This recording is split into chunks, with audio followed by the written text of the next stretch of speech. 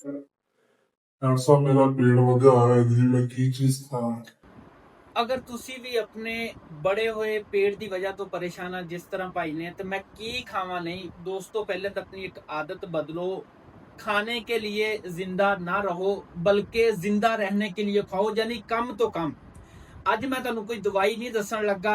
Homeopathy ਦੇ ਵਿੱਚ ਬੇਤਹਾਸ਼ਾ medicines ਨੇ ਜਿਹੜੀਆਂ ਬੜੇ ਹੋਏ ਪੇਟ ਨੂੰ ਕੰਮ ਕਰਨ ਦੀ ਸਲਾਹੀਅਤ ਰੱਖਦੀਆਂ। ਯਾਰ ਆਪਣੀ ਇੱਕ ਸਿਰਫ ਆਦਤ ਅਪਣਾ ਲਓ। ਇਹ ਆਦਤ ਤੁਸੀਂ ਬਣਾਉਣੀ ਹੈ 10 ਦਿਨ ਦੇ ਵਿੱਚ। ਅਗਰ 3 ਤੋਂ 4 ਕਿਲੋ ਵਜ਼ਨ ਤੁਹਾਡਾ ਕੰਮ ਨਾ ਹੋਇਆ ਨਾ, ਤਾਂ ਫਿਰ ਗੱਲ ਹੈ ਨਾ। ਆਓ ਆਦਤ ਕੀ ਹੈ? ਖਾਣੇ ਤੋਂ ਪਹਿਲੇ ਪਾਣੀ ਦਾ ਇਸਤੇਮਾਲ ਕਰ ਲਓ, ਜਿਹੜਾ ਤੁਸੀਂ ਕਰਨਾ ਹੈ 10-15 ਮਿੰਟ।